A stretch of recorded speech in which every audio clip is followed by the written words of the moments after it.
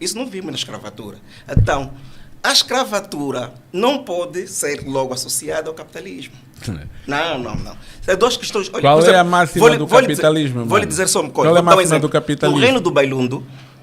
O reino do Bailundo exportou, sabemos todos que eram grandes mercadores. Do Bailundo. E o milho produzido no reino do Bailundo chegou a toda a África, principalmente a África subsaariana. Agora eu lhe pergunto, de quem era a propriedade daquele milho? Aquele milho não era propriedade do Iquique, não era propriedade do rei. Era dos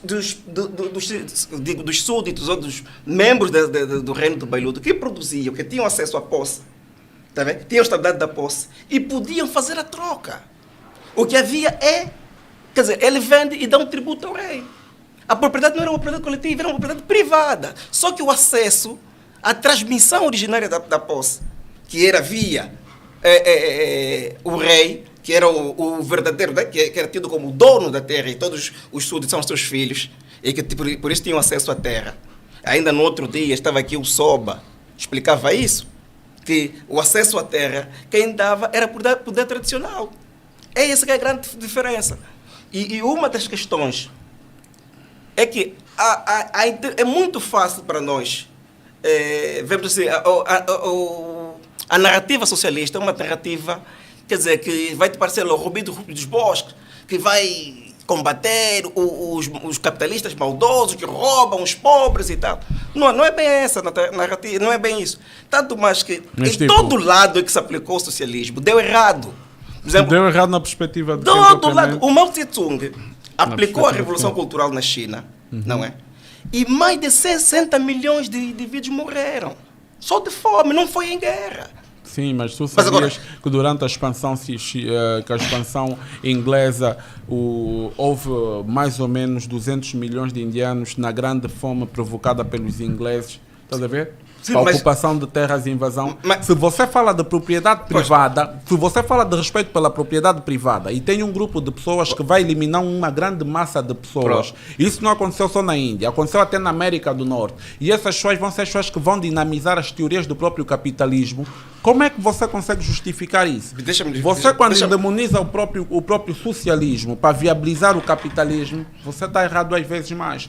Porque hoje o que se vive hoje é um capitalismo. O capitalismo hoje se vive, mas quem é o capitalista? Quem é o dono da terra? É o Estado. Quem formou o Estado em África? Foram os colonialistas. O Estado africano é um Estado colonial. Então, quem é o dono da propriedade privada? É o Estado. Quem é o Estado? É uma pessoa de bem gerada pelo avaz colonial, estás a ver? Eu acho que é preciso, nós temos muito cuidado quando falamos de propriedade privada, a respeito de propriedade privada, porque hoje nós estamos privados de propriedade, porque a propriedade privada se tornou o que é reserva do Estado. Pois é, mas se estamos a falar que a propriedade pertence ao Estado, já não é propriedade, já não é capitalismo.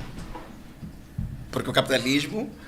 Já não é capitalismo como? Como é que você fala aqui do Estado e da reserva fundiária? Isso não é capitalismo. Não é capitalismo, não é capitalismo. O que é capitalismo é quando há propriedade privada e as trocas, há propriedade privada dos bens de produção e as trocas são feitas de forma voluntária e livre.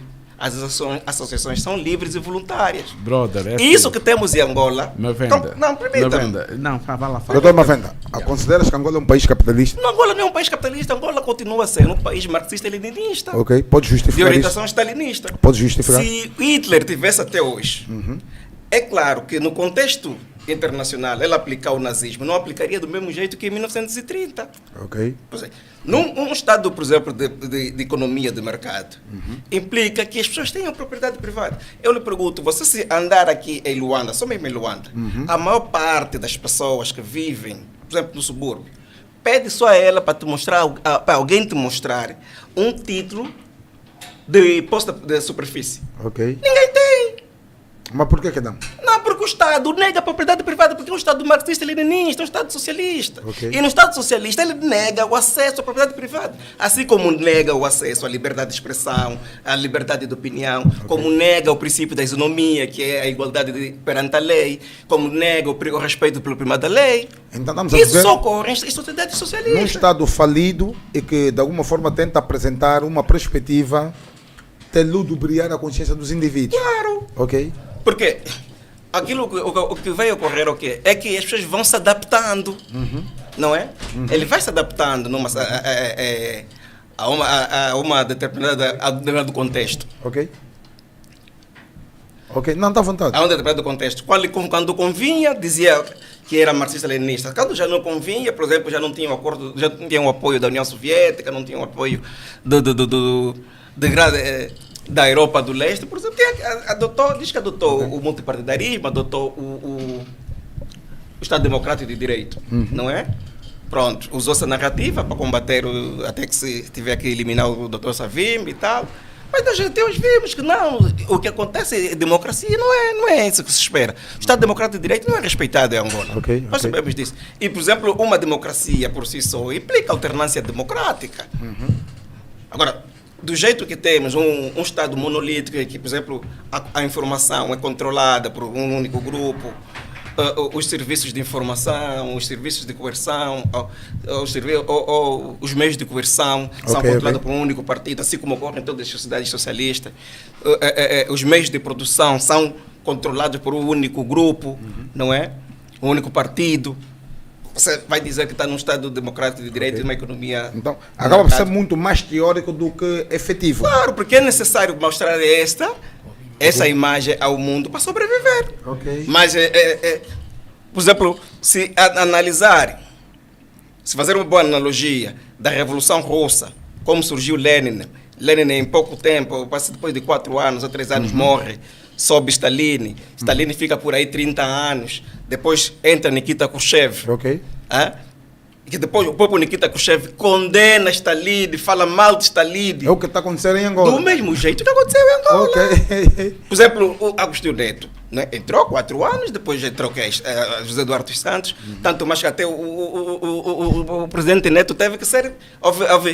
quase o mesmo que aconteceu com Lenin foi mumificado, né?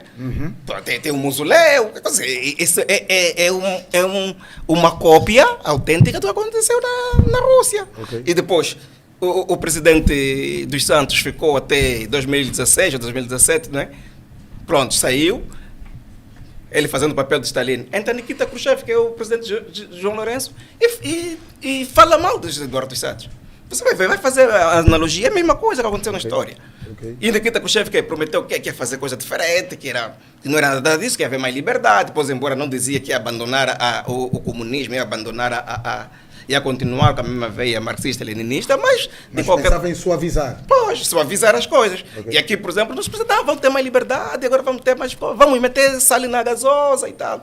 Porque mesmo quando se fala de corrupção, a corrupção foi um meio que se usou de consolidar o poder, porque se acreditava que tendo uma burguesia.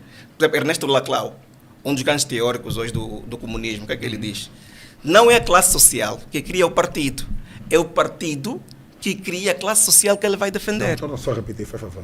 Ernesto Laclau dizia assim, não é a classe social que cria o partido, é o partido que escolhe a classe social que ele vai defender. Ok. Insista. Sentiste, né? O professor Mavenda, nessa sua última coisa. Nessa sua última farpa. Ok? Cris, sai daí. Você me ligou muito cedo, sabe, né? Me perdoa, mano. Quase a balar contigo. Eu te barrei, não se preocupa. Vou entrar num táxi. Vou furar. Tive ali um incidente. Não, mas sabe por quê? Que eu estou a dizer aqui, tipo, vou entrar num táxi, vou furar. O 360 Graus é um programa alternativo. Os cachorros estão a vir, tipo, olha, esses vão se preparar. Mano, nem meti cinto, nem... Eu amarro um boratador no calção ou na calça, tá vendo?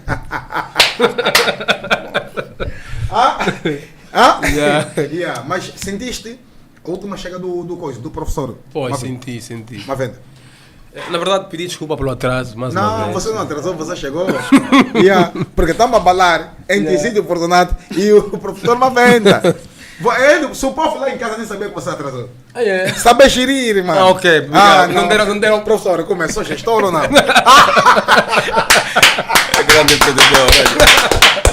Ok. Brutal. 360 graus, Camunda Nilson na casa. Não é igual, o Pipo nem deu conta, ué. Agora você que... Você se acusou sozinho, ué.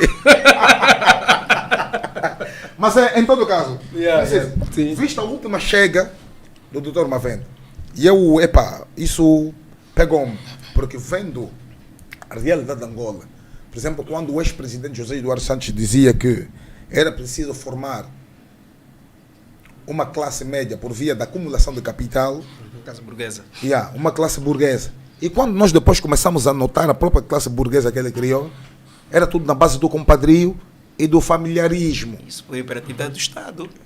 E dentro de uma lógica e uma tônica político-partidária, ou seja, quem era empresário bem-sucedido, com os dinheiros e com as facilidades do processo dos créditos bancários, eram só indivíduos do partido.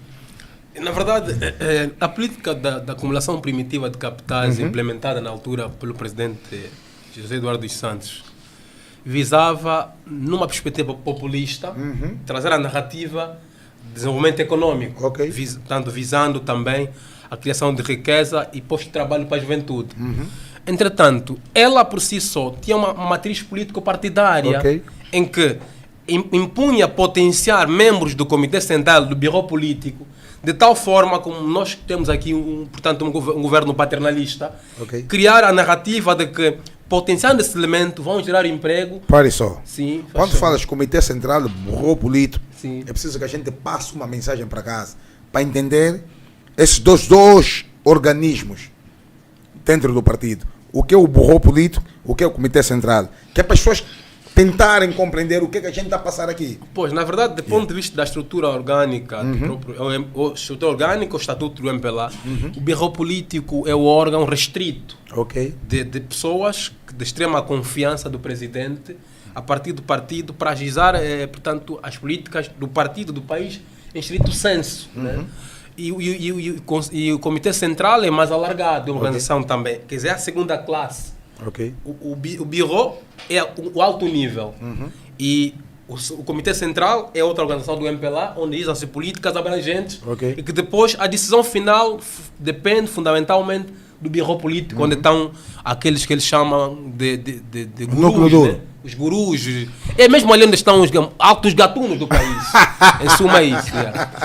Portanto, essa narrativa que se trouxe da acumulação primitiva de capitais, como já dizem, tinha duas perspectivas. Outra, de sustentar a política governativa paternalista, em que tínhamos que ter pessoas que tivessem condição financeira ou econômica estável, acima da média, e esses depois é que podiam sustentar os interesses políticos, como, por exemplo, nas campanhas políticas nós ouvimos, desculpe, eu sou muito pelos nomes, não gosto muito de fazer parecer, eu digo as coisas como são. Nós víamos, por exemplo, o que o Bento fazia, Bento Cangamba, os Bentos, né? O que faziam? Esses elementos, na verdade, o objetivo não era para criar emprego ou gerar riqueza, era manter o status quo para a manutenção da política, sobretudo a anestesia do cérebro do jovem nas aldeias, nas comunas. Eles apareciam com comida, como se fosse oferecer os salvadores. Mas este dinheiro por si só era nosso dinheiro que herdaram do poder que lhe demos ou emprestamos durante 5 anos, o contrato social que aqui abordamos a vez passada. Eles, ao terem esse poder, tinham o domínio das massas, porque sabe que quem domina o povo tem estratégia de tornar cada vez mais pobre. Porque a estratégia era qual? Criar uma classe de ricos e depois criar uma pobreza sistematizada, bem estruturada por parte da população, de tal forma que esses, ao aparecerem, esses é que vão aparecer como salva-pátria. E isso cria um sentimento de gratidão ao povo, porque o povo, com fome, fragilizado, fica vulnerável. E quando aparece alguém que diz, olha, eu vou dar cesta básica, eu vou oferecer isso, na verdade, isso cria um sentimento de gratidão ao povo. Por isso é que hoje as pessoas elegem mais o MPLA por emoção e gratidão. Porque eles recebem aquilo que é naturalmente dele, que foi delegado ou foi entregue a um grupo de restrito, que se são chamados de ricos ou empreendedores ou empresários. Mas, na verdade, é para manter o status quo. Daí eu subscrevo integralmente ao professor quando dizia que não são as massas que fazem as classes sociais, mas são os políticos, os governantes que os fazem. Porque são eles que distribuem o dinheiro. Por exemplo, vê a política da atribuição dos créditos do BPC, por exemplo. Esses BPCs não visavam os empreendedores apartidários. Era para potenciar a classe política do MPLA, desde o Comitê Central, os empreendedores dos CAP, de tal forma que eles pudessem manter a cadeia da anestesia do cérebro dos jovens. Por isso, nós vemos, por exemplo, hoje o BPC faliu. Mas quem faliu o BPC? Quem faliu o BPC é o MPLA. Por isso é que a PGR até tem dificuldade de abrir o inquérito. A UNITA, durante muito tempo, tem vindo a solicitar a abertura, por exemplo, a criação de um CPI, Comissão Parlamentar de Inquérito, para o BPC. Por quê? O MPLA não tem pernas, né? A PGR que está ancorada ao partido, porque eu não acho que aquilo seja a PGR, aquilo é uma extensão do MPLA. É a continuidade, porque grande parte dos presidentes e o presidente do Tribunal Supremo, que pertence ao Conselho Superior da Magistratura Judicial, faz parte do partido.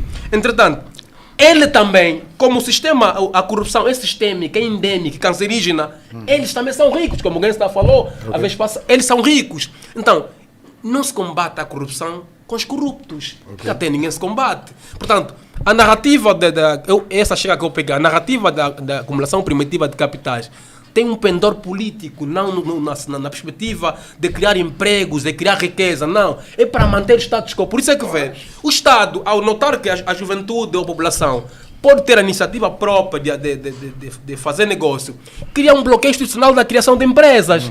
Repare que a burocracia que havia na criação de empresas era estratégica. É que tinha que se criar burocracia de tal forma aqueles que tinham acesso ao crédito pudessem ser os únicos para continuarem a manter a estrutura econômica e continuarem a sustentar os pobres e depois os pobres para votarem. E repara que, por exemplo, se notar bem, essa política de acumulação primitiva de capitais, a linhagem da atribuição desses dinheiros, como o Gensa disse bem, tinha uma árvore filogenética, ou seja, tinha uma árvore familiar, em que primo, tio, e por isso é que nós vemos pessoas que vivem com síndrome de Estocolmo e dizem, a Isabela salvou o país. Mas é preciso, às vezes, que eu acho que entendo, né? Como dizia Paulo Freire, né? Sobre a educação. Na verdade, o sistema de educação, vou fazer uma colação só para passar a palavra aos outros.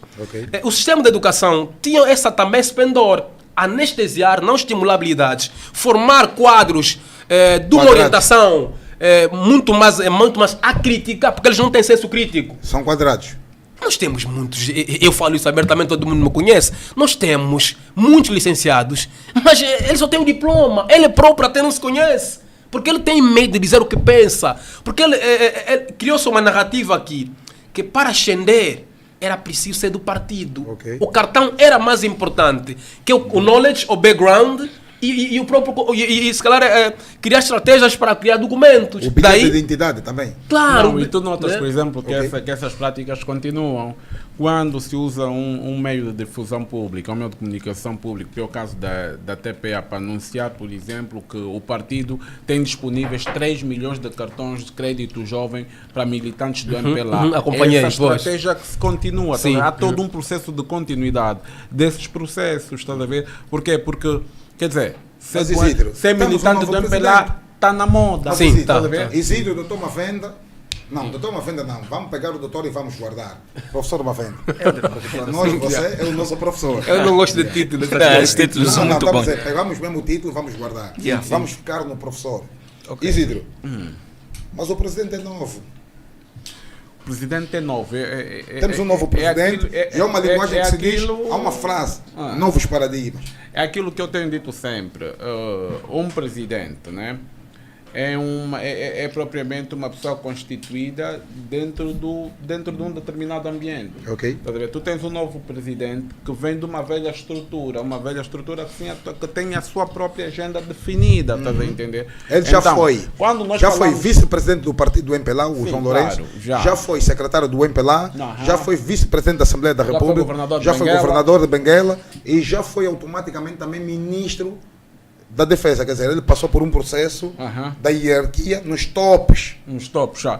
Então, o que é que eu estou a dizer? Tipo, tu tens um partido como da dimensão do MPLA, com 45 anos de governação ou desgovernação? De desgovernação, porque governar é diferente de desgovernar. Né? O que é governação e o que é desgovernar? Bem, governar é o ato de servir, estás a ver? O governo, por exemplo, é uma instituição que vai servir os interesses da coletividade.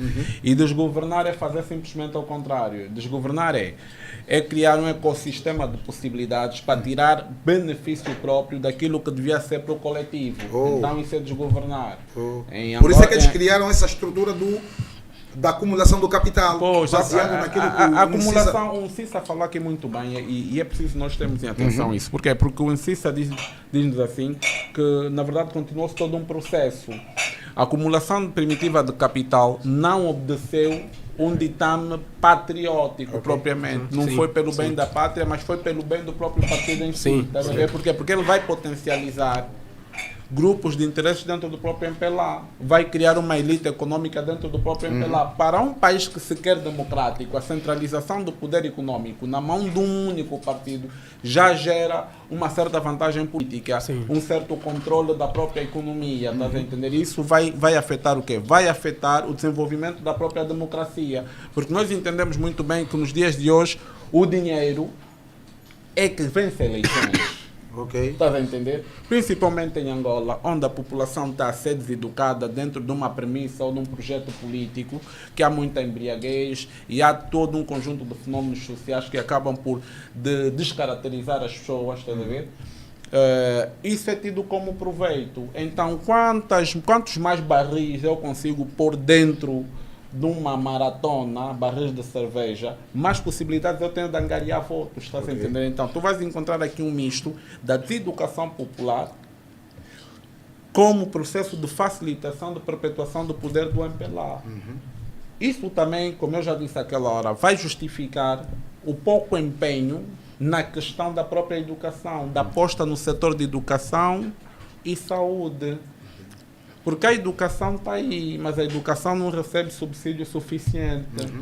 E depois tu tens a questão cultural. Por isso é que nós aqui no 360 graus continuamos na tônica educação e cultura, por compreender que são dois elementos que estão intimamente ligados. Educação e cultura, cultura é educação. Não tem como separar um do outro sem afetar um dos lados. Se tu pegas, educas o indivíduo sem cultura, você robotiza um indivíduo. Estás a entender? E é o que se passa conosco agora. Nós temos um currículo da Unesco, que é um currículo que não tem a nossa cultura como uma matriz de identidade. Então, o que é que acontece aqui nesse caso? Tu robotizas o indivíduo, tu tens um indivíduo extremamente robotizado. Então, eu digo-te mais o seguinte: cultura é educação, educação é cultura. Se você educa um indivíduo sem a sua própria cultura, você robotiza. E se você cria só a tua cultura, mas não consegue se estabelecer dentro da tua cultura um itinerário educativo, então tu também acabas por falhar, porque a cultura tem que ser humanizadora. E dentro desse processo de humanização, tem que ser educadora também. Por exemplo, transformadora, acima de tudo. Professor Mavenda, Isidro, a pergunta vai ser para ti, mas eu vou ir parar para o professor. Isidro, tu conheces a ministra do Ensino Superior e a ministra da Educação? Ministra do Ensino Superior? Sim, o nome das senhoras.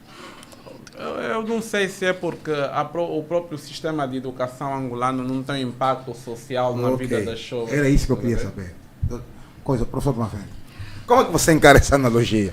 O indivíduo, quer como Ncissa e o Isidro, que são indivíduos informados, não conhecem nem a ministra do Ensino Superior ou a ministra da Educação.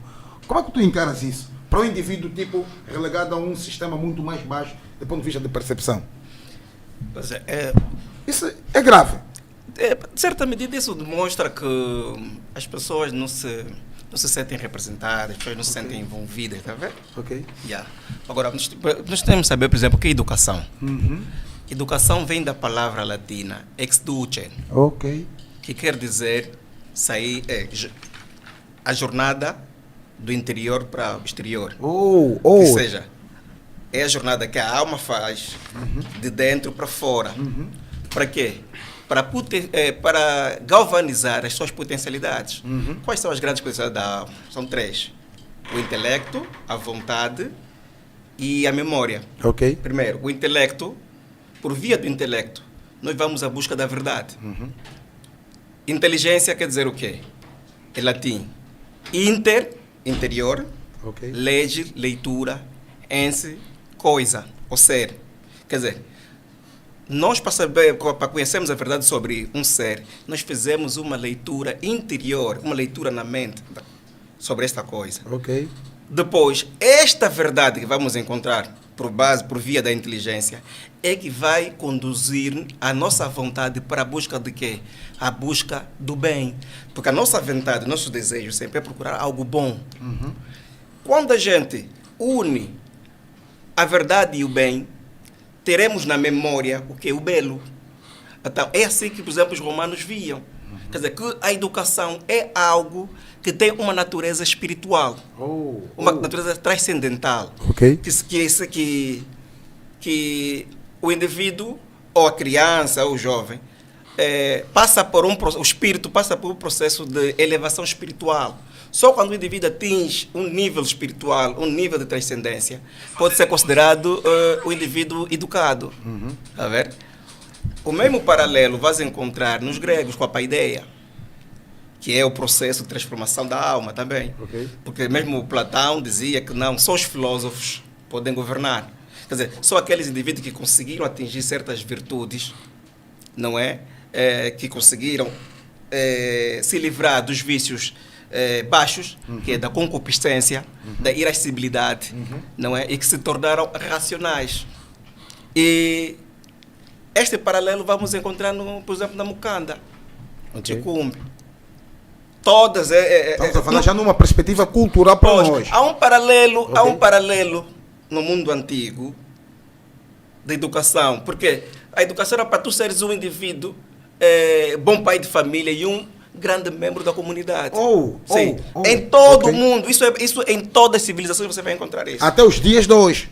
Sim, alguns conseguiram preservar, mas não, aquilo que a premissa é até os dias de hoje. Não, mas nos dias de hoje, devido o surgimento do modernismo, é aquilo que temos sempre dito, com o surgimento, por exemplo, da Revolução Francesa, do pensamento de Comte, do pensamento de Jean-Jacques Rousseau, que a sociedade deve ser, aquilo que havia devia ser destruído e construir-se uma nova. A sociedade passou a ser uma engenharia social. Quer dizer, que um político... Mas o professor, pode tentar desmontar essa frase, engenharia social, para nós? Engenharia é o que o engenheiro cria, não é? O engenheiro cria e constrói. Quer dizer, e social, é o que estamos aqui a fazer. Isso é as relações sociais, uma relação social. Quer dizer que Jean-Jacques Rousseau e todo aquele pensamento iluminista, racionalista, acredita que a sociedade pode ser construída. Está a ver? Pode ser construída com base na razão. Não, por exemplo, do iluminismo escocês, que acredita que deve ser construída com base na experiência. Por exemplo, o Isidro acabou de falar aquela hora sobre o Sankofa, não é que é sobre o passado. Edmundo Borgo também já dizia naquela altura que existem mais pessoas mortas do que vivas. E tudo que nós somos hoje aqui é resultado de trabalho e de contributo de milhões de pessoas que existiram antes de nós. Então, nós não estamos em condições de destruir isso e criar uma coisa nova. Quer dizer, que as coisas por si só vão mudando. Não, mas professor, eu acho que... Permita-me só é uma nota... Não, calma só, professor. Calma só, insista, deixa o professor terminar. Então, vai falar à vontade. Faz favor. Pois é. Então, você me perdeu um bocadinho. Não, está à vontade. Não podia se destruir para criar uma coisa nova. Pois é. Então, e esse processo que acontece. Por exemplo, os Estados Unidos até 1970, antes de Jimmy Carter, tem um dos sistemas de educação mais forte do mundo. Bastou criar um Ministério da Educação, a educação... Os Estados Unidos foi decaindo.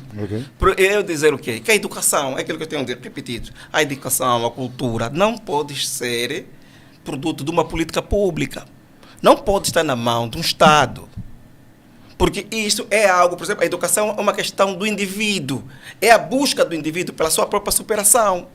Não pode ser uma pessoa, vamos lá ver, são 30 milhões de habitantes.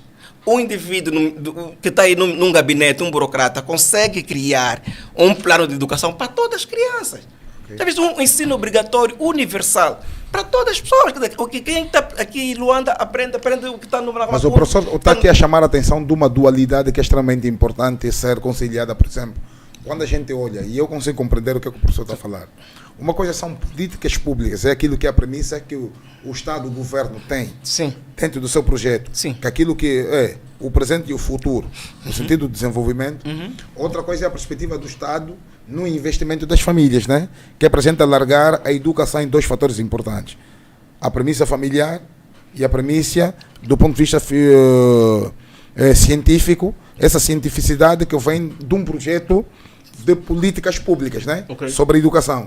Mas agora, professor, como é que você nos explica, por exemplo, quando a gente olha para Angola, uma realidade de 1.246.700 km², quando a gente olha para Angola, para um país com quase 30 milhões de habitantes, quando a gente olha para Angola com um governo de 45 anos no poder, que é o MPLA, e ele, por exemplo, tem o Ministério da Ação Social, Família e Promoção da Mulher, e as famílias são muito vulneráveis, fruto da má distribuição da renda. Ou seja, a pobreza generalizada existente é resultado da má distribuição da renda. Como é que o professor... É isso que eu estou sempre a tentar dizer. Vê. O que é que o marxista... Como é que o marxista vê o Estado? O marxista procura tomar o Estado. Por quê? Porque ele vê o Estado como uma força de opressão. Então, ele acredita que tomando o Estado, poderá usar o Estado como uma força de opressão. Porque ele acha que essa força de opressão, que é o Estado, está a ser usada contra sua classe social, que é a chamada classe operária e camponesa. Mas até há uma questão muito engraçada, é que a maior parte dos marxistas, por exemplo, Agostinho Neto não era camponês nem era operário, José Eduardo não era camponês nem era operário. É que normalmente são burocratas, indivíduos que explodem dentro de uma classe, procuram aproveitar-se dessa situação que é para ascender ao poder. Mas vou lhe dizer, agora, ele vem e cria tal ditadura da Aliança Operária e Camponesa. Quer dizer, ele usa o povo nessa perspectiva dupla entre quem está nas Em 1975, não.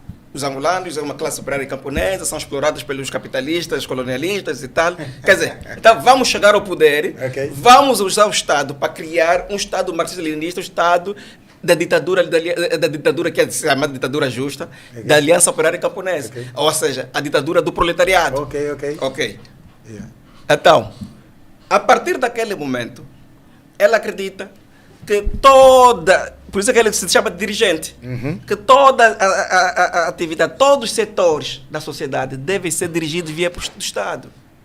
Está vendo? E que o partido, se num Estado teocrático, a igreja é que orienta o Estado, o partido é que orienta o Estado, quer dizer, a ideologia marxista é que vai orientar toda a atividade do Estado.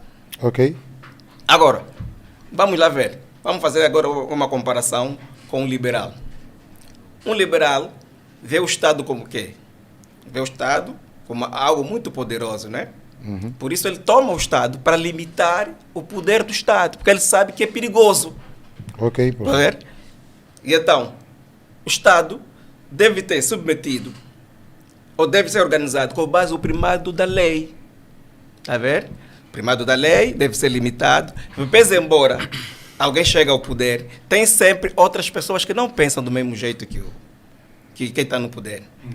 Então, há princípios que devem ser respeitados, quer dizer, o princípio da legalidade, o princípio da igualdade perante a lei, o princípio da liberdade econômica, o princípio do pluralismo, o princípio das liberdades coletivas, das liberdades individuais, que é liberdade de expressão, liberdade de opinião, coisa que você não vai ver no regime socialista. O regime socialista ele diz que não, quem está lá em cima é que orienta tudo. Quer dizer, ele já não é teu representante, ele é teu dirigente, porque você não te presta contas, não é? Você não tem poder de revogação desse mandato. Então nós não estamos em democracia. Você está a me partir a cabeça. Não estamos em democracia, nós estamos essa é uma situação ilusória, não somos um Estado democrático de direito. Eu já sei que você é uma metralhadora, mas o que o professor chamou aqui a atenção de um aspecto importante, o que é um dirigente, o que é um governante. O que é um representante, né? O que é um representante, né? Um dirigente não te presta contas. O que afinal estamos a saber hoje aqui, por via de 360 graus. Por isso é que diz o dirigente X. Sim. Professor.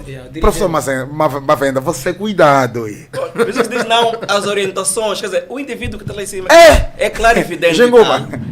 Estás a apanhar, né? As mesmas expressões que você via a elogiar-se, presidente José Eduardo dos Santos, clarividente e tal. Stalin tinha, o Hitler tinha, aquele de gay imortal. Pois, porque são experimentos sociais, são engenharias sociais, não são governos que nascem da ordem natural e espontânea. Da ordem espontânea. Por exemplo...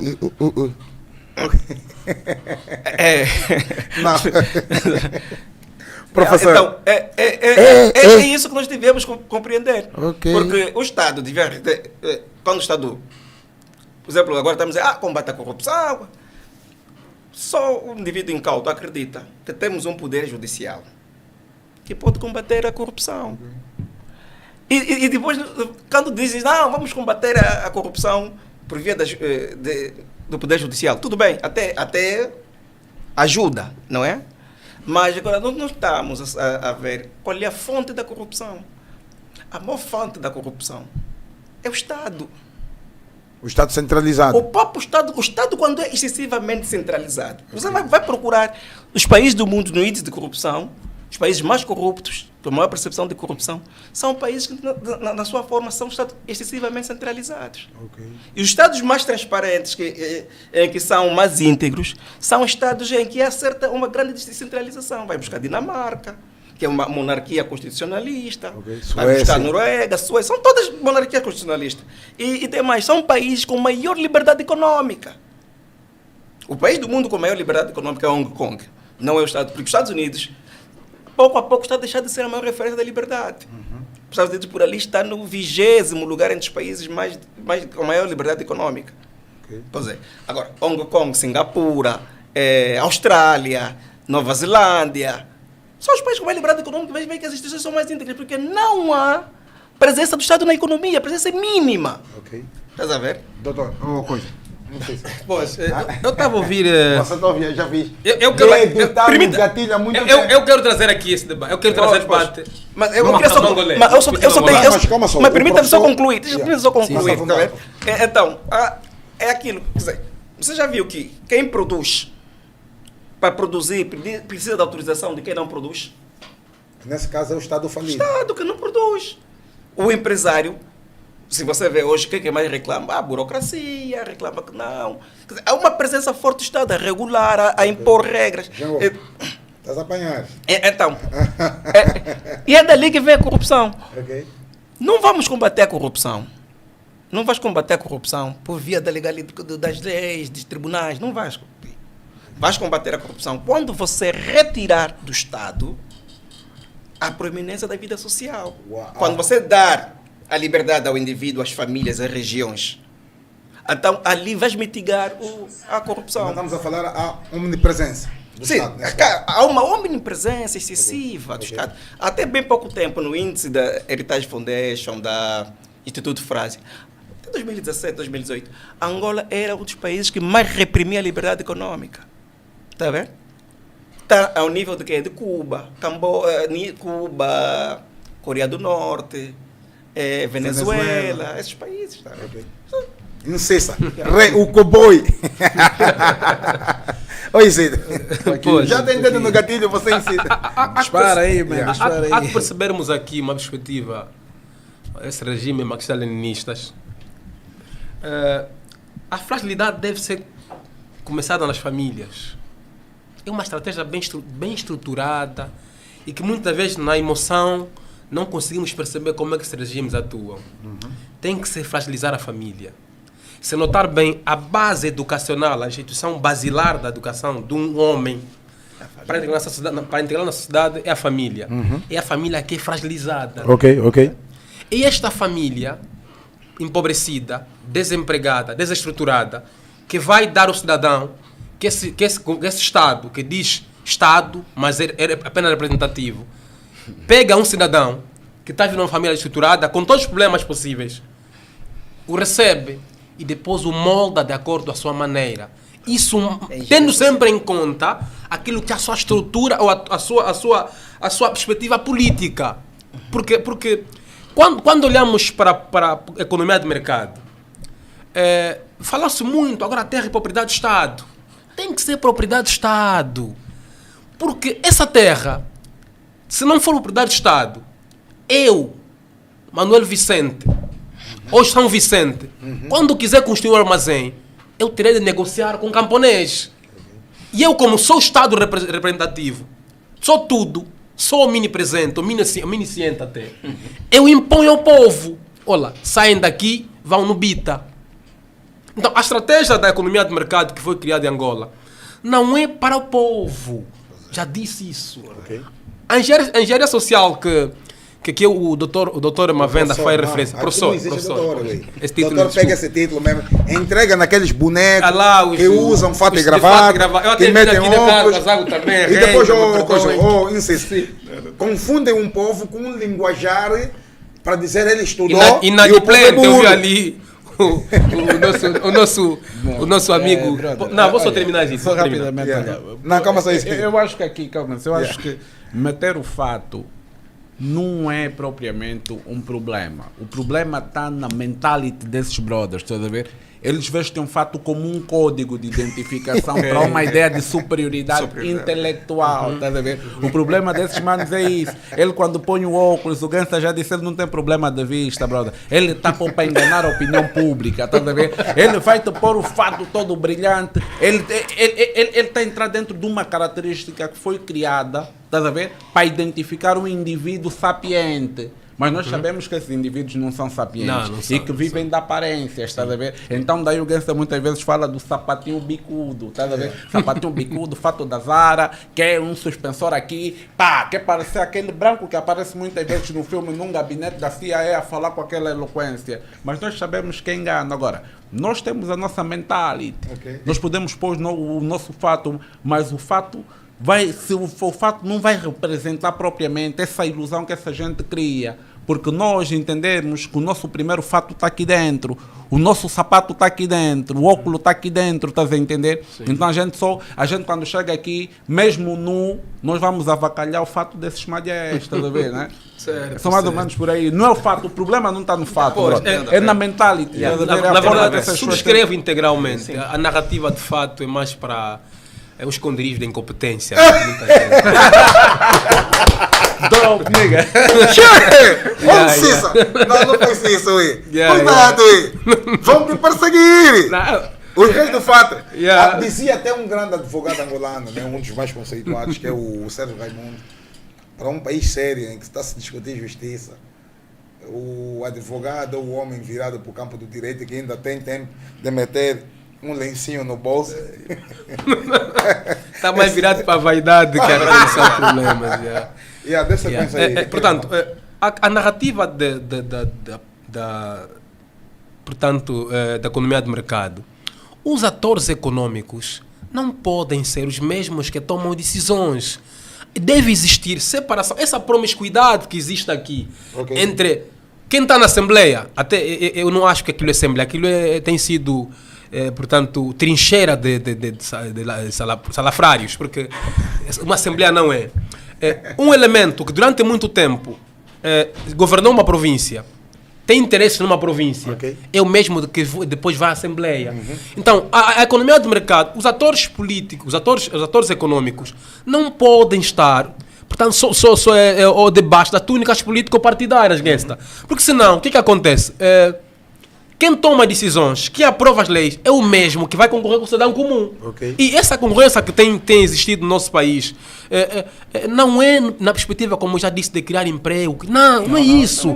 É uma pena que às vezes as pessoas na área da emoção eleitoral, político-partidária, e como Isidro fez referência, essas pessoas perdem muito tempo com a eloquência, com a oratória, para anestesiar o cérebro das pessoas, e vêm com um discurso muito bonito, quando na verdade o interesse daquilo que são as políticas públicas visadas para a economia versam fundamentalmente seus interesses. Pois, olha, e tem aqui outro grande problema. Nós temos intelectuais que estão a fazer academia dentro do debate, estás a entender? Não há necessidade para isso. Eu acho que o conhecimento que nós temos que aprender a sintetizar esse conhecimento e adaptá-lo de acordo ao nosso contexto social. O que tu tens aqui são pessoas que ainda não se libertaram da academia chegam aqui, em vez de falarem de nós dentro dos aspectos sociológicos, dos aspectos sociais e culturais que nós vivemos, eles trazem um discurso copy-paste dos livros que leram, de que se licenciaram. Tu tens, por exemplo, aquele jovem que falou que os impostos, por exemplo, têm que ser mesmo na ordem dos 40%, porque na Noruega, por exemplo, cobram imposto na ordem dos 40% de IRT, estás a ver? Tu tens pessoas aqui malucas, estás a ver? Tolas mesmo, porquê? Porque essas pessoas só estudaram, mas não humanizaram o conhecimento. O que nós fizemos aqui, acima de tudo, é um exercício de humanização do conhecimento adquirido, estás a ver? Porque a gente vai olhar para a nossa realidade social, os contextos sociais, e vamos transformar esse conhecimento numa linguagem orgânica para resolver e para trazer soluções dos problemas que enfrentamos como um grupo, estás a ver? Certo. Então eu acho que há toda essa necessidade, nós falamos dessa forma. Não adianta falar aqui, buscar exemplos surreais. Na Noruega fazem isso, os sistemas sociais na Noruega funcionam. E eu já disse que eu poderia pagar, nem que fosse 50% de IRT, ou de IPU, ou todos os impostos juntos, se os serviços em Angola funcionavam. Porque para onde é que vai o nosso salário, afinal de contas? Temos que pagar. O IRT? Não, temos que pagar colégios para os nossos filhos, porque as escolas públicas não funcionam. Temos que gastar em saúde, porque o sistema de saúde está falido. Tu tens aí pessoas a morrerem nos hospitais aqui, porque os hospitais não têm subsistência, não têm atuação, estás a entender? E, então, o nosso dinheiro fica todo aqui. Tu estás a pagar estradas que têm mais buraco do que asfalto. Estás a ver? Então, se os sistemas, a administração pública funcionassem pleno, eu não me importava de dar 50% do meu salário, porque eu estou a pagar por serviços que eu preciso. Sim, mas nós somos governados por funcionários sênior de Lúcifer. Isso é claro. Aliás, nós não precisamos fazer exercício. Nós somos governados por funcionários sêniores de Lúcifer. Sabe por quê? O imposto sobre rendimento de trabalho incide no esforço, na força ativa. Entretanto, se tu cobras o IRT, eu tenho que ter um retorno. Porque o Estado usa a minha força para que consiga ter, portanto, receitas para despesas públicas. E tem mais. O próprio Estado que hoje faliu a própria economia, estou a falar de Estado representativo, abdicou-se daquilo que é a sua responsabilidade, da produção, da própria economia, tanto no setor industrial, agrícola ou no setor de transformação. O que é que faz? Ele agora recorre no pobre cidadão.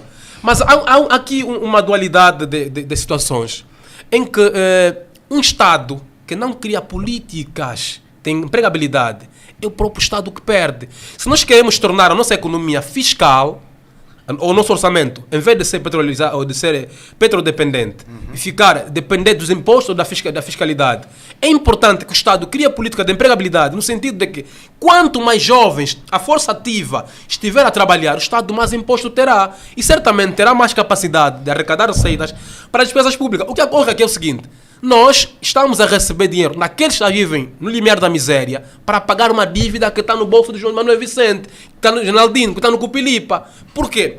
Nós vivemos numa narrativa aqui de que o combate à pobreza não existe. Aqui há combate contra o pobre. Porque uma política de economia de mercado... Eu estive ontem no guichê único. Eu fui tratar um alvará. Me disseram que o alvará vai sair daqui a 5 meses.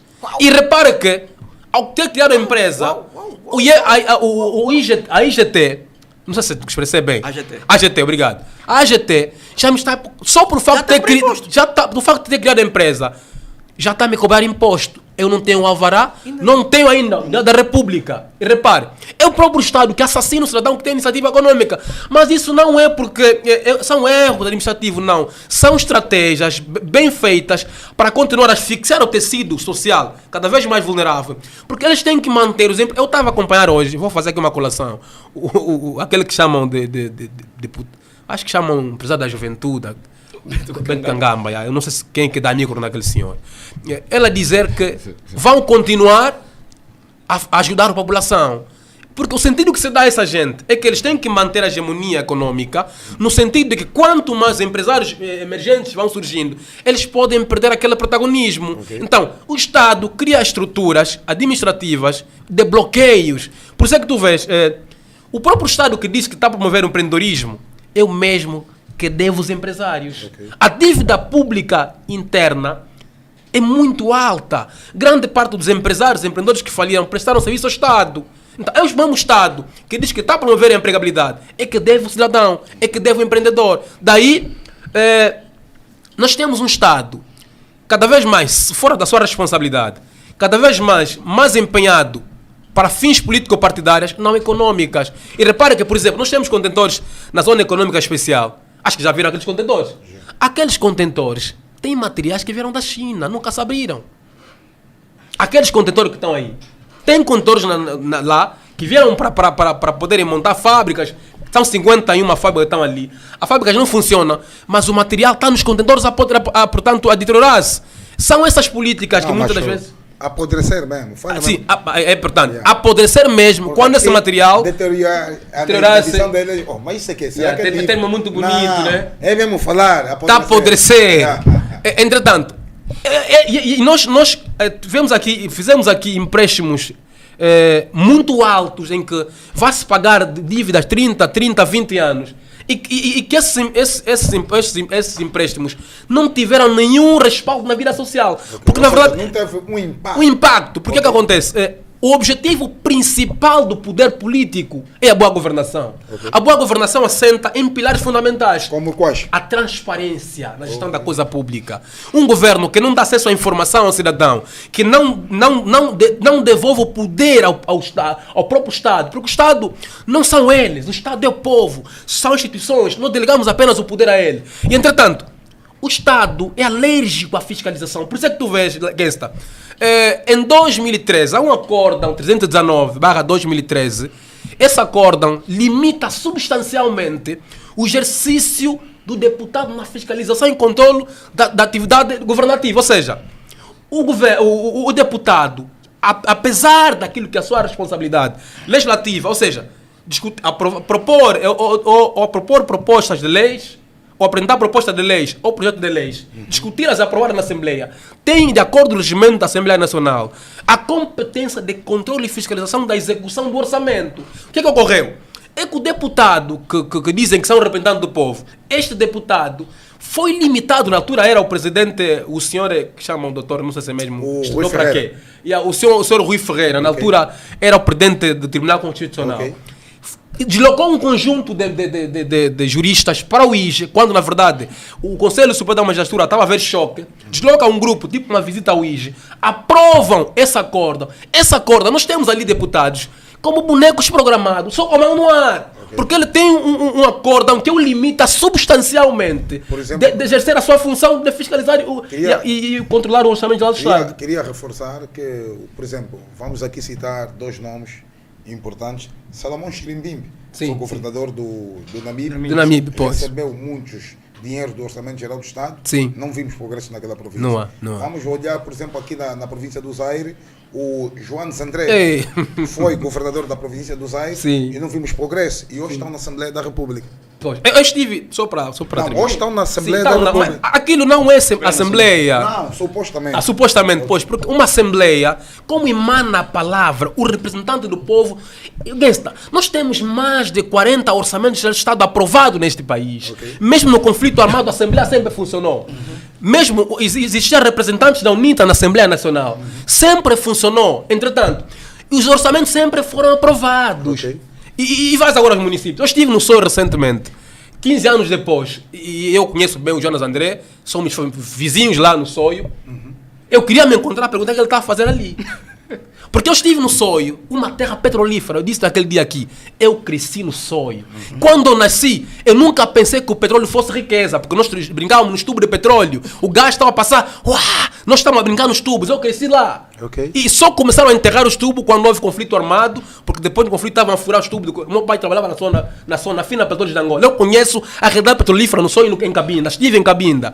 Entretanto, assim como estive nas Lunda, tive que fazer um trabalho na Lunda. Eu viajei na Lunda, Norte Lunda Sul, fui até Catoca para perceber um dos maiores Kimberlin que temos portanto, no mundo, que está na Lunda Sul, no Catoca. Eu estive lá na exploração de diamantes, estive lá e percebi grande parte dessas províncias, como Cabinda, Zaire, e as lunas do leste. Okay. O leste anda abandonado pelo governo.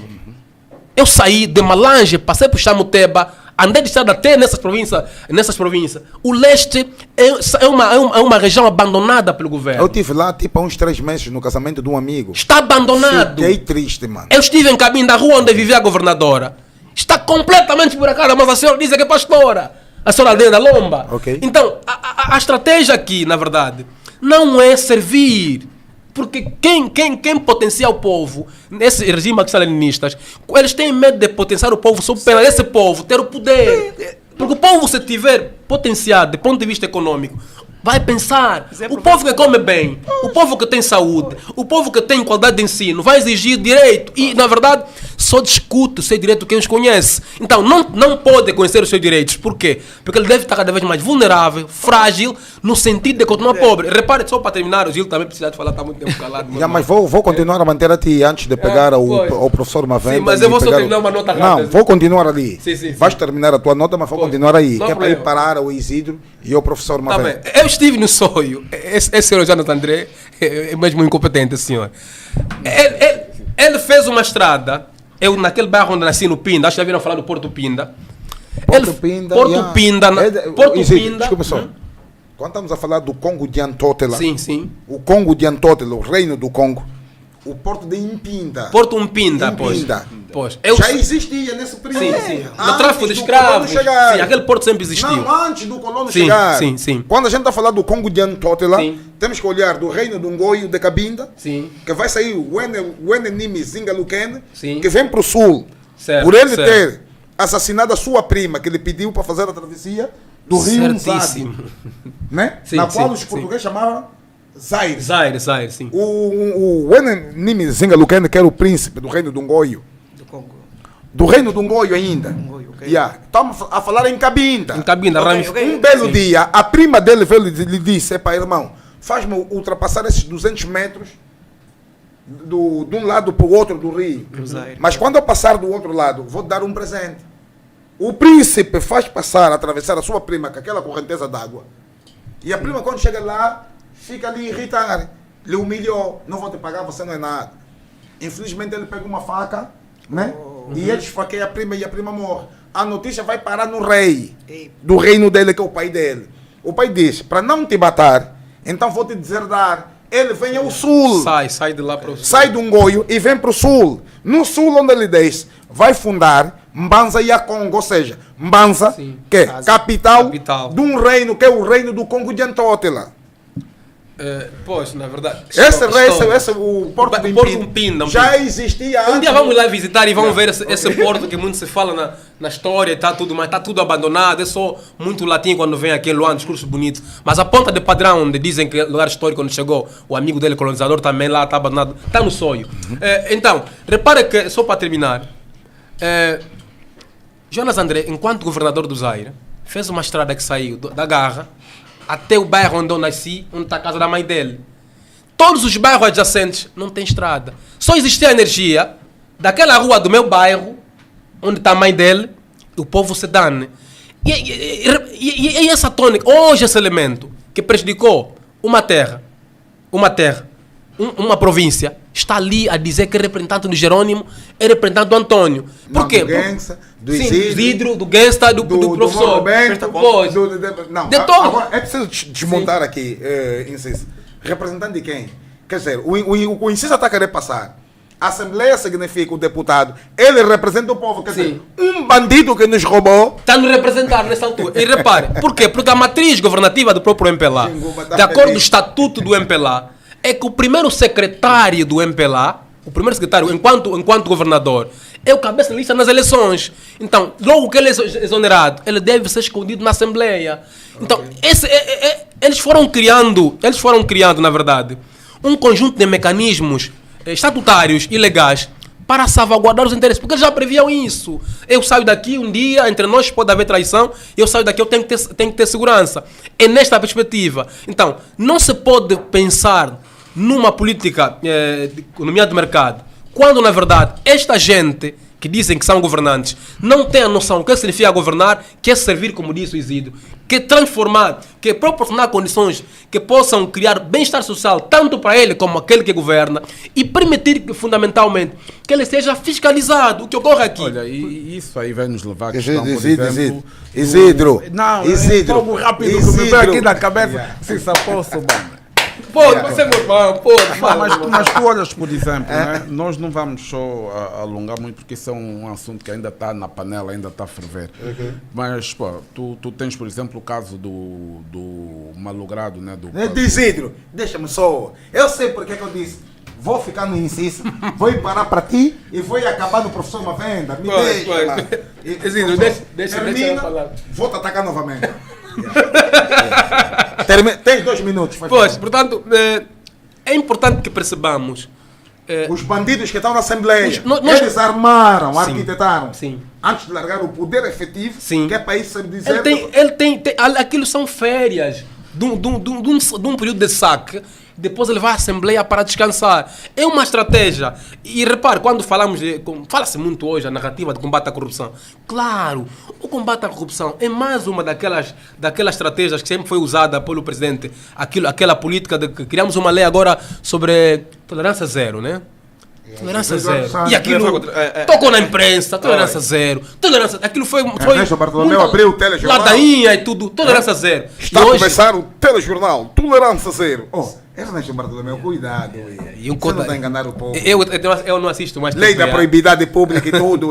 Há muitas leis criadas. Aquilo são estratégias. E se notar bem, tanto Hitler como o Mussolini, a estratégia era sempre criar factos. O MPLA é mestre nisso.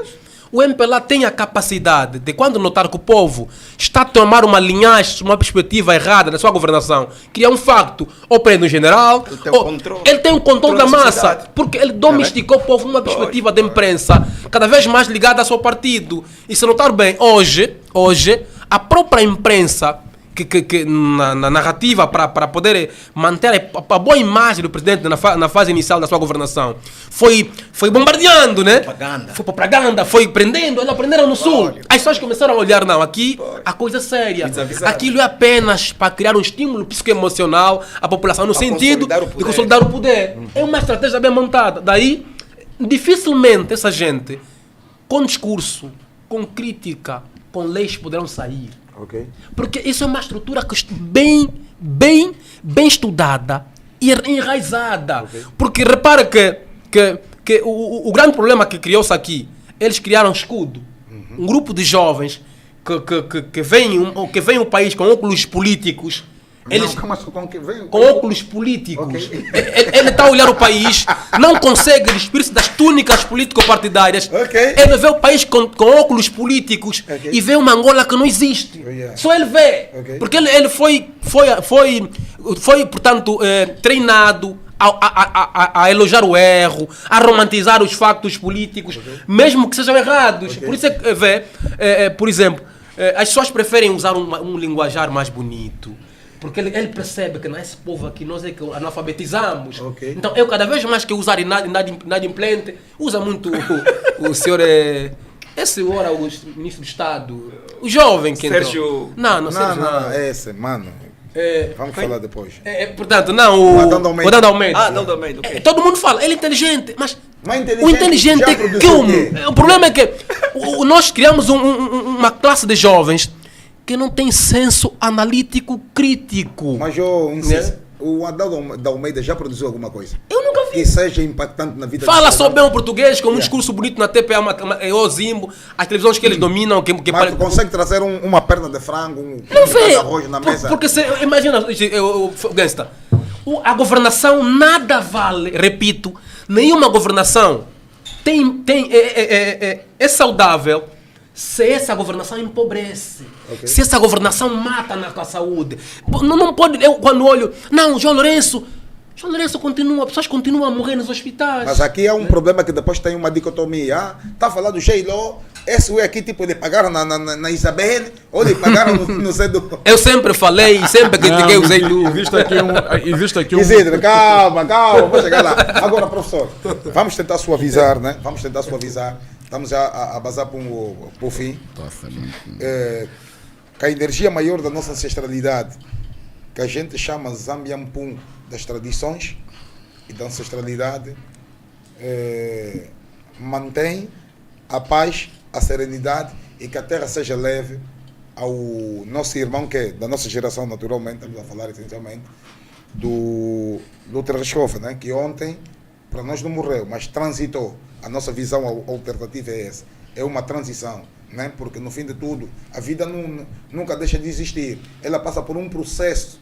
Ou seja, hoje sou um corpo físico do ponto de vista humano, mas quando eu morrer também vai aparecer vermes no meu corpo. Quer dizer que a minha morte vai trazer outras vidas, né? O irmão, aquilo que se coagita, transitou, ou seja, numa linguagem mais simples, morreu por falta de oxigênio no hospital do Luís. Do Luís, mano. Insisto. Do Luís. Eu estou a rir porque... Estamos a falar oxigênio no hospital do Luís, mano. Sim, eu estou a... Num país que tem 1.246.700 km², num país que tem 18 províncias, um país com 45 anos de independência e um país que nós tivemos uma arrecadação do petróleo em quase exploração de 14 anos de quase 600 bilhões de dólares, mano. Eu estou a rir. Oxigênio! Eu estou a rir porque... Vamos deixar um governador. Eu estou a rir, Gangsta, porque alguém pode estar a pensar que eu estou feliz com a morte do nosso irmão. Um ser humano como eu, todos nós. E a vida, portanto, a morte é um destino irrevogável. Nós devemos de morrer. Mas não se pode alegrar com a morte de alguém, de acordo com os princípios da educação elementar que tive. Mas eu rio porque é mais um sinal substancial de que eles mesmos estão a pagar pela incompetência governativa. Entende? Por não terem criado estrutura no sistema de saúde, de educação, hoje, por conta da Covid e, sobretudo, fatores alheios ao seu controle, estão a pagar por isso. Porque se nós tivéssemos uma estrutura de saúde sólida no IGE, em que a instituição de saúde funcionasse, nem sequer viria a Luanda. E o tempo que se levou para vir aqui, perdeu a vida. É uma questão de reflexão, tanto para eles que nos governam. Porque hoje, todos nós estamos tristes. Morreu o governador. Mas quantas crianças morrem nos hospitais nesse país por falta de oxigênio? Por falta de um fármaco? Por falta de uma seringa? É preciso que eles reflitam. E são as consequências funestas que vamos vivendo todos nós. Só que quando acontece na nossa esfera, não tem essa notoriedade, não tem essa abrangência mundial ou nacional. Mas quantas pessoas morrem nos hospitais por falta de um fármaco? Ele até agora hoje as pessoas chamam, como é que chama aquilo? Tipo soltura, quer dizer, vai ao hospital, nunca tem nada. Vão ter que dar uma receita, o médico te indica o hospital. Quantas pessoas morrem pela estrutura das estradas? O governador veio de avião até Luanda, morreu. E aqueles nossos irmãos que vêm nessas vias buracadas, nem andam 1 quilômetro, morrem nas estradas.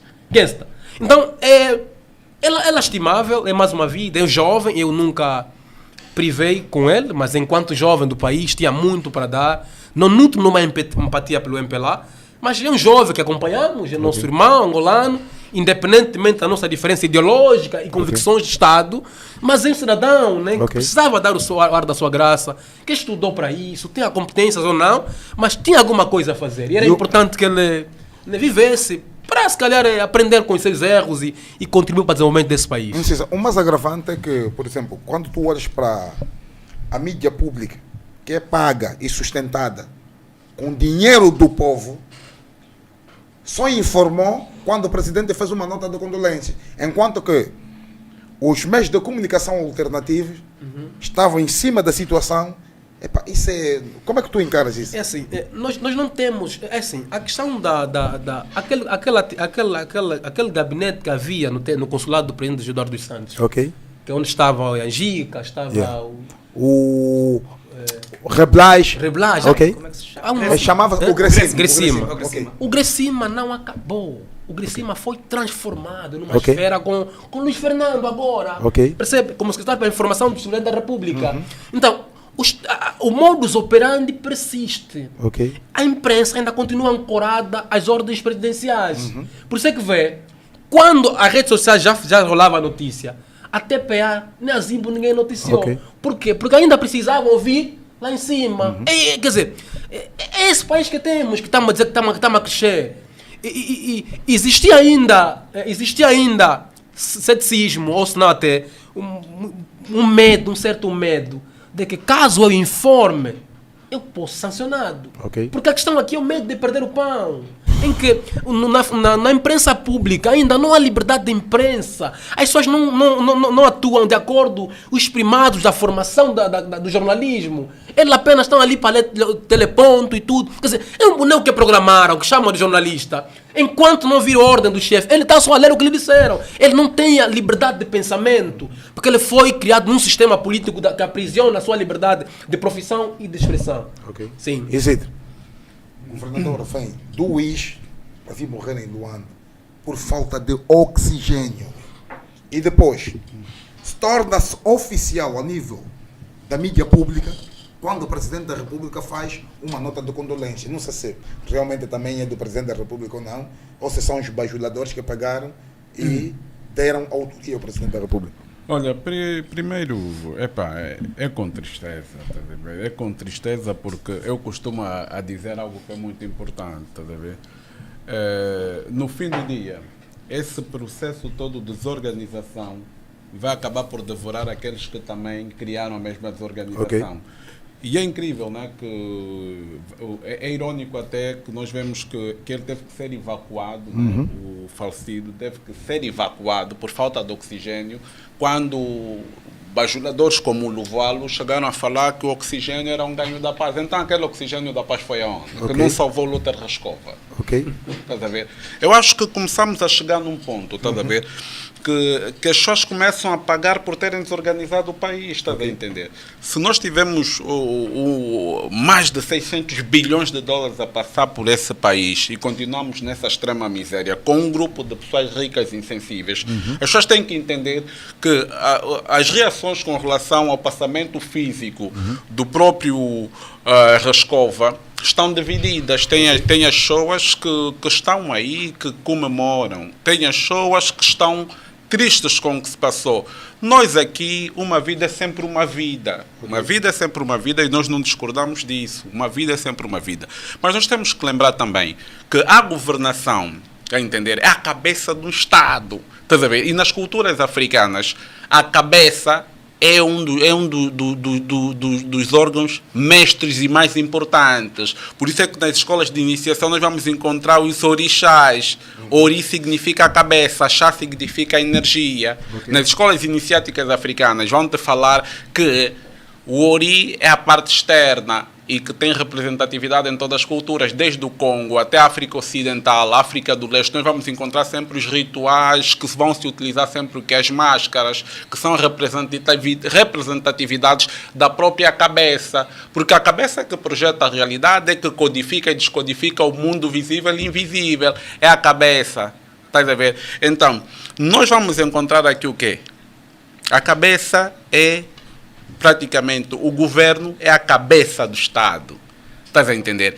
E quando o Estado cria um processo de educação que é baseado na deseducação, na destruição dos valores dos indivíduos, na destruição das suas próprias culturas, na despersonalização do indivíduo, ele vai acabar por criar o quê? Vai criar pessoas insensíveis e pessoas também sem caráter, como um projeto político. Então, a insensibilidade que se assiste de algumas pessoas que falam, é derivada das próprias políticas que foram plantadas aqui, no qual não se valoriza a humanidade, não se culturaliza as pessoas dentro da sua própria humanidade para respeitarem um valor que é muito importante aqui das culturas africanas, que é a própria vida em si. Mas um país que tem Ferrari, Lamborghini, tem milionários com casas, milionários e bilionários com casas, em Paris, em Londres, em Nova York, por exemplo, se um casal de senegaleses ter o filho nascido em Angola, eles têm que adquirir a nacionalidade por via da lei. Mas diferente dos Estados Unidos da América, que a nacionalidade pode ser adquirida por via do solo. e vamos olhar o Presidente da República atual, há uma informação que vazou, que uma das suas filhas deu à luz nos Estados Unidos da América. Então, dentro do direito do solo, o filho dele é americano, o neto dele é americano. Um país com milionários, com Lamborghini, vamos ter um governador de uma província a vir morrer na capital do país por falta de oxigênio. Oxigênio, que até um bate-chapa tem. Ele junta, né? O bate-chapa junta duas botijas, né? Sim. Uma é de oxigênio, até bate-chapa que arranja carro. Epa, como é que tu encaras isso, ué? Mano, é a fragilidade do sistema que eles criaram. Todos eles participam na criação e doutrinação desses mesmos sistemas, estás a entender? Mas a vida é uma escola, estás a ver? A vida acaba sempre por devolver aquilo que você constrói durante a vida, estás a entender? Eu sou uma pessoa que é solidária, estás a ver? Que é solidária com a morte, a família enlutada, até porque eu conheci, estás a entender? Okay. Mas agora vem aí o discurso, tu estás num país que morrem 46 crianças por dia. Por dia de fome. Estás a entender? Agora, essas crianças que morrem são legado de quem? Estás a entender? E eu ainda vou um bocadinho mais longe. São legado de quem? Por que é que nós temos que ter sensibilidade com relação à morte, né, de pessoas que nos governam, fazem parte do aparelho de Estado, que promove um genocídio? Porque isso que nós vivemos é um genocídio. 46 crianças por dia morrerem de fome, isso é genocídio. Alguém tem uma máquina de calcular? Aí, não sei se aí, estás a ver? Aí 46 vezes 30, depois pega 30 vezes 12. Estás a ver? Eu vou. Yeah. Estás a ver? Okay. Eu vou para aí, estás a entender? Tu tens pessoas a comerem no lixo, tu tens pessoas a morrerem, e tu tiveste o caso do Dr. Silvio Dalla. Estás a ver? O que é que o Dr. Silvio Dalla fez? O Dr. Silvio Dalla morreu, estás a ver? Vítima. 1.380 crianças. Por mês. Não, por mês bate quanto? 1.380. E agora 1.380 vezes 12, quanto é que bate? Faz favor, não são as de fome, não são as de malária, não são as de doenças. 1.300 vezes 30, quanto é que bate? Vezes 12 agora. Não, vezes 12. 16.560. Morremos 16.500. Só de fome ainda. Só de fome ainda. Só de fome. Estamos a falar de por ano. Não estamos a falar de malária nem nada. Então, tu chegas a uma conclusão. Tipo, todas as pessoas que se encontram aí participam nesse processo de genocídio e extermínio. E eu vou te perguntar, nenhuma vida nesse país é superior à outra. Estás a entender? Nenhuma vida é superior à outra. E eu digo assim, Dr. Silvio Dalla morreu nas circunstâncias em que morreu. As circunstâncias em que o Dr. Silvio Dalla morreu causou impacto nacional e comoção também a nível nacional e internacional. Mas nós não vimos, por exemplo, o Presidente da República, numa situação como essa, tão sensível que é, a vir falar, a vir mostrar a sua comoção pela família do jovem médico que foi e vai estar numa semana que vai elogiar a live do Kuduro, vai falar sobre o SEBEM, vai falar da Edmase e das cantoras, vai tweetar o tempo todo sobre isso e não falou nada sobre o Dr. Silvio Dalla. Mas tu do outro lado tu tens o falecido Sérgio Rescova, que morreu e horas depois o presidente já estava a fazer um anúncio de comoção à família enlutada, estás a entender? Epá, tu começas a ver. Mas não era importante o presidente fazer as coisas. Eu costumo dizer que o presidente é o presidente dos angolanos. E o Dr. Silvio Dalla era angolano. Ele merecia também um pronunciamento oficial. Porque o que é que acontece? O Silvio Dalla foi morto por uma lei que foi aprovada por um conjunto de pessoas que não cumprem leis. Estás a ver? Tu tens aí os deputados, tu tens essa gente toda que aprova essas leis que não fazem sentido algum. E essas pessoas não morrem das leis que criam. Morre o povo. Estás a entender? A máquina de genocídio é assim, morre o povo. Um caso que gerou a comoção que gerou, só não teve uma resposta oficial, as pessoas não se pronunciaram em condições por questões políticas, por conveniência política. Por quê? Porque penalizar a polícia em si é fragilizar o quê? Os poderosos. Estás a ver? Porque nós temos aqui uma polícia do Estado. E quando nós falamos que o Estado é uma estrutura praticamente que foi capturada pelo partido. Então tu tens aqui um partido do Estado que, em última instância, punir a própria polícia significava fragilizar o próprio Estado, o próprio partido enquanto superestrutura de partido do Estado, estás a ver? Então tu tens isso, estás a ver? A conveniência política na atuação, na comoção, estás a ver? Tudo aqui passa a ser política porque as pessoas querem controlar poder, estás a ver? Então, eu sinto muito, né? Uma vida está acima da outra. Eu já disse, eu espero que tanto o governador Sérgio Luter Roscoff e o Dr. Silvio Dalla se encontrem lá do outro lado no além e possam realmente conversar sobre o país, conversar sobre paz, porque nós, enquanto angolanos, nós somos maiores do que qualquer bandeira, qualquer partido. Nós somos maiores do que tudo isso. Nós somos, acima de tudo, superior a esses ódios que estão a fazer, que estão a plantar em nós, fruto dessas governações falidas e falhadas. Porque a insensibilidade do povo passa a ser um projeto político a partir do momento em que o próprio Estado cria as condições para a depressão do povo. E eu volto a repetir aqui algo que é muito importante. Se um dia escrevermos um manual de psicologia sobre os transtornos mentais da governação do MPLA na saúde mental dos angolanos, vai faltar folha nesse planeta para se escrever um livro. Ok, mas agora, Isidro, quando a gente olha, tipo, os Estados Unidos da América, no último debate entre Joe Biden, os candidatos, né? O candidato Joe Biden e o presidente, ainda o Donald Trump é presidente. O Joe Biden é um candidato que vai atrás da cadeira presidencial dos Estados Unidos da América. Mas vimos aqui que as mídias, os meios de comunicação, até quer convencionais e alternativos, postaram a imagem de que Donald Trump tinha apanhado a Covid-19. Por exemplo, temos agora, por via das redes sociais, o nosso ministro do Comércio. Sim. Né? Temos por via das redes sociais. Não é a mídia.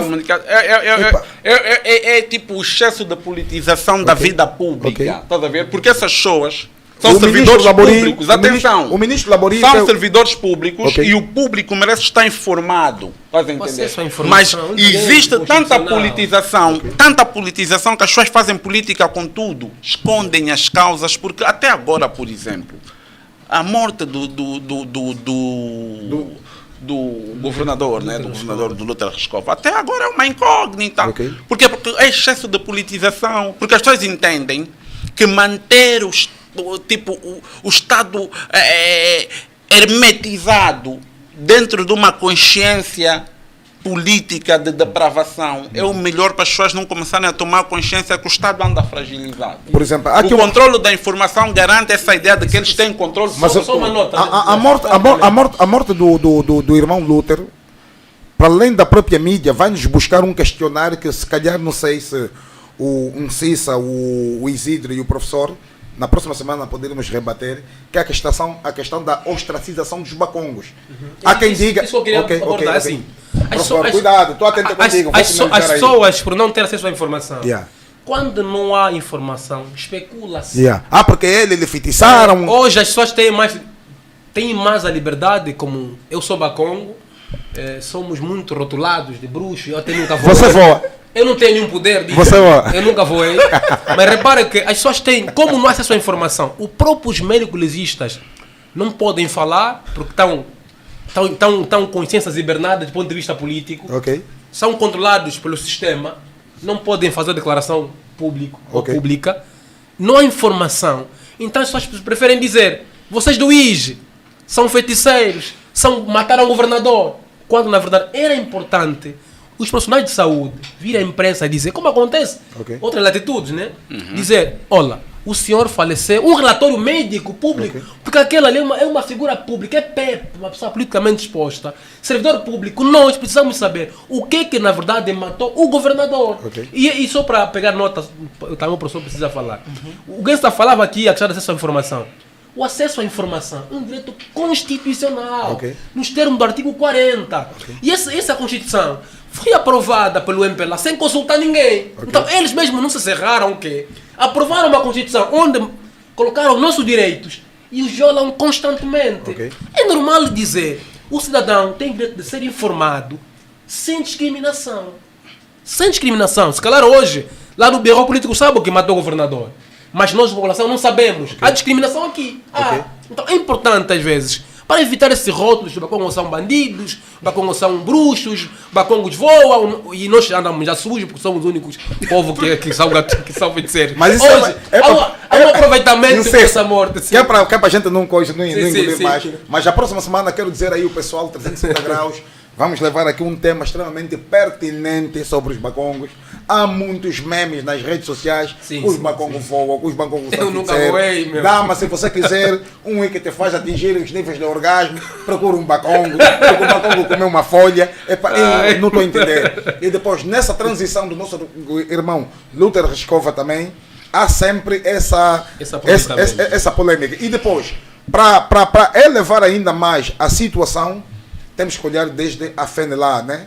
A Frente Nacional de Libertação. A FENLA passou para a história como aqueles que comem pessoas. Mas como é que é possível isso? Oh, Jingobô, sei, 10 minutos é do professor, calma aí. Como é que é possível? Eu também tenho coisa, tenho aqui relógio.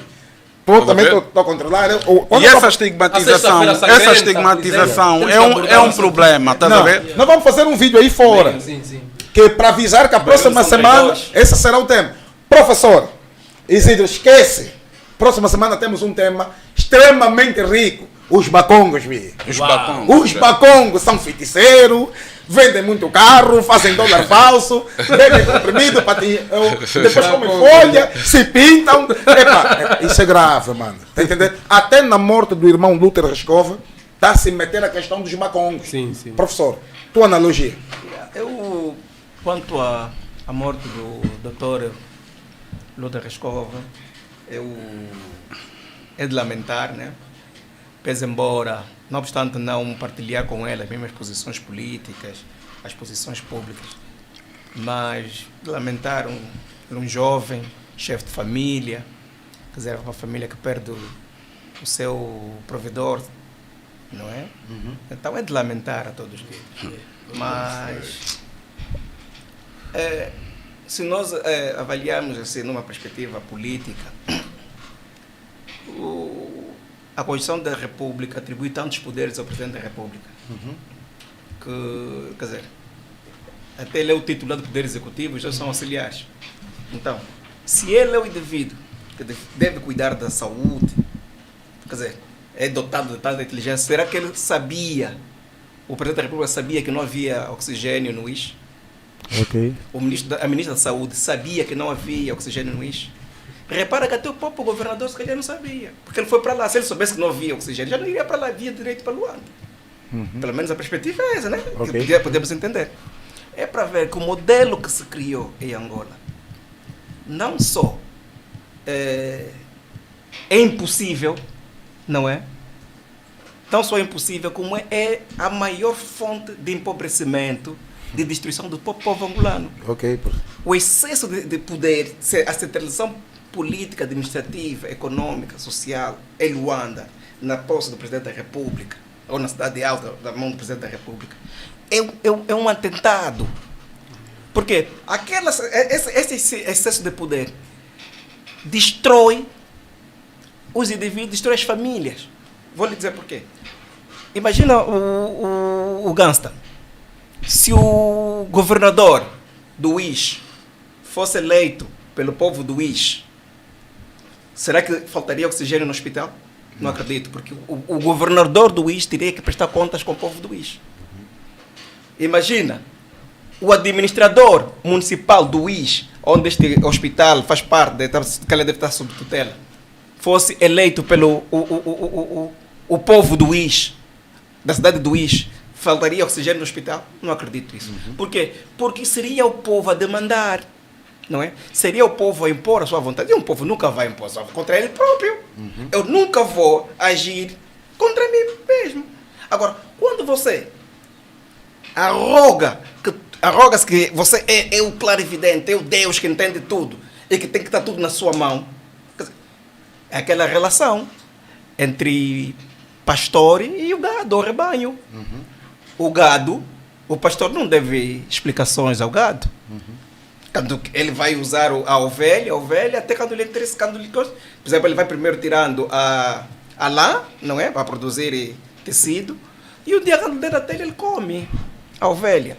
A nossa relação entre o poder político e o povo é essa. Ok. Quer dizer, o poder devia estar na mão da sociedade. A sociedade é que devia definir a agenda pública. Quem define a agenda pública é quem está no poder político, pode. Só é possível isso se houver descentralização e desconcentração do poder político. Nós temos que agora o Estado tem que devolver o poder ao indivíduo. O Estado surgiu que é para garantir a paz, não é? Para garantir aquelas questões essenciais, quer dizer, em termos de justiça interna, as relações internacionais. O presidente podia tratar disso. Não é o presidente que tem que tratar-se na Macunde precisa de soro. Por exemplo, quem tem que fazer isso é o administrador de soro. Professor, naquilo que nos passa a nível da informação, é que foi um avião da presidência da República com técnicos do INEM. Agora, quantas pessoas morrem lá? E esse até chega a ser imoral e antiético. Quantas pessoas morrem lá por não ter oxigênio? Se o governador não tem, quantas pessoas estão a morrer? O presidente também não manda avião e lá. O presidente devia mandar o avião. O avião não vai lá. Okay. Já que ele acha que consegue cuidar de tudo, por exemplo, autarquias, que eu até para mim autarquias é muito pouco, porque Angola devia ser um Estado federalista, não um Estado unitário, não é?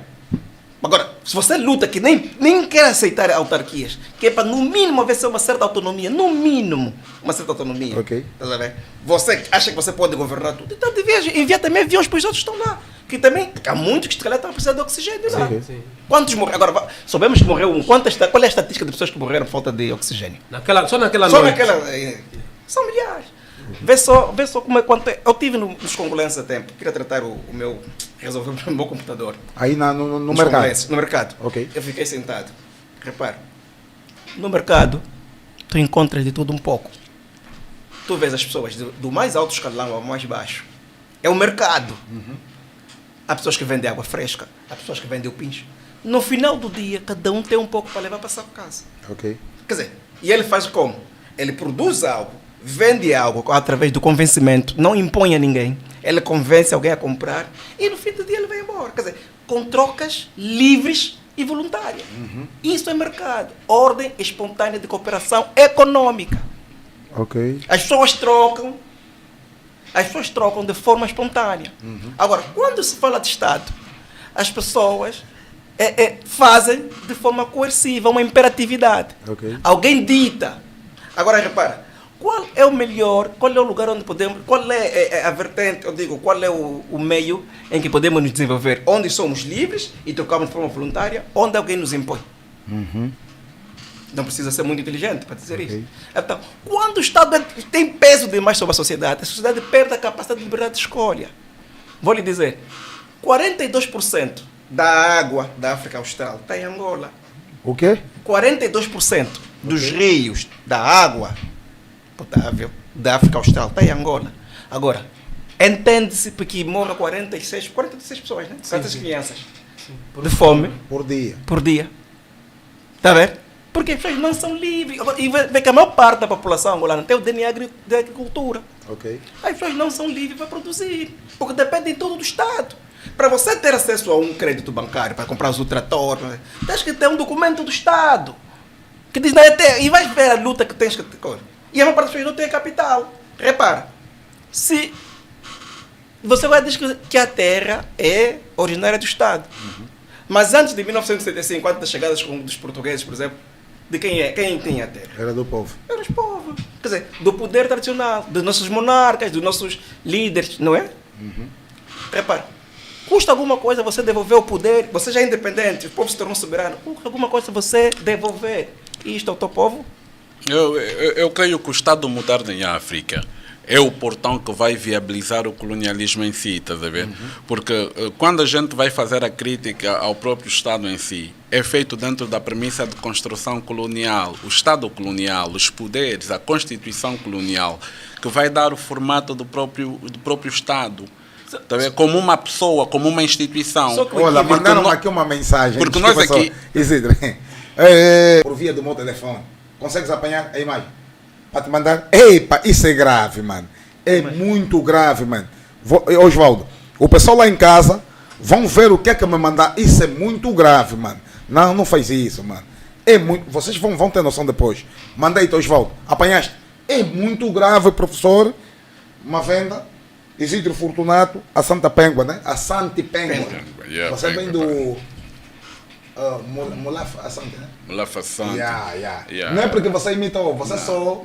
A energia só bateu em ti. Eu estou a viver. Insista, não é insista.